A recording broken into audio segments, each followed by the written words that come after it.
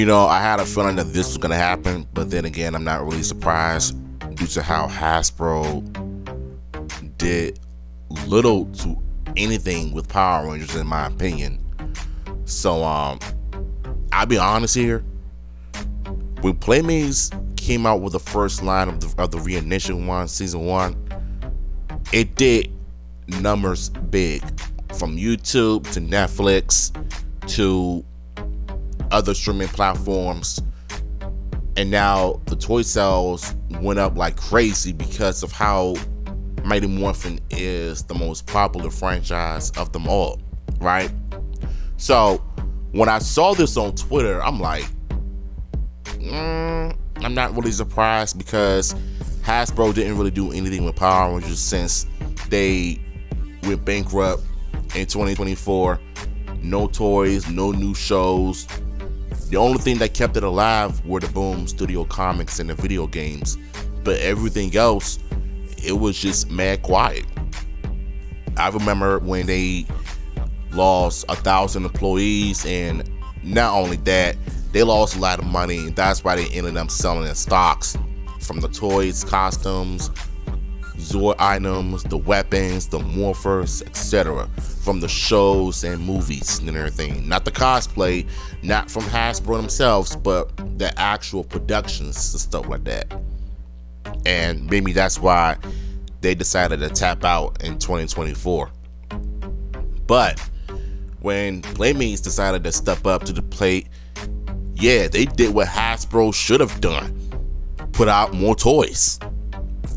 And so now we got Reignition Season 2 coming out later this year, as well as the toy line and brand new Boom Studio comics.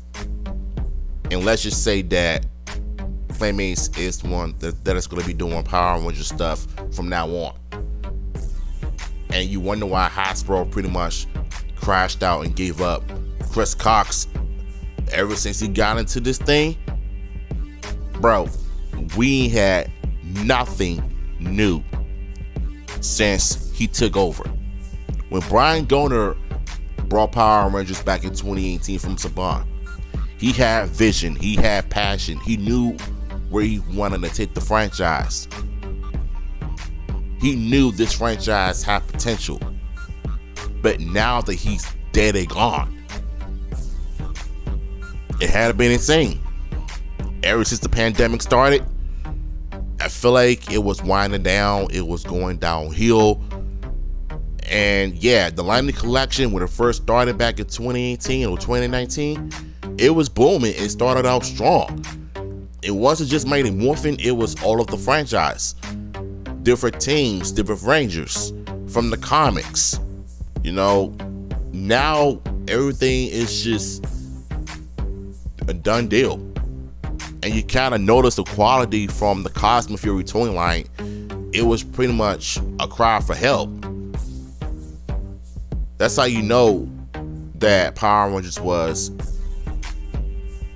in the clutch of going up in smoke because of Chris Cox. And I kind of miss seeing them doing the Hasbro post-con, showing all the new toys and the comics and stuff like that. And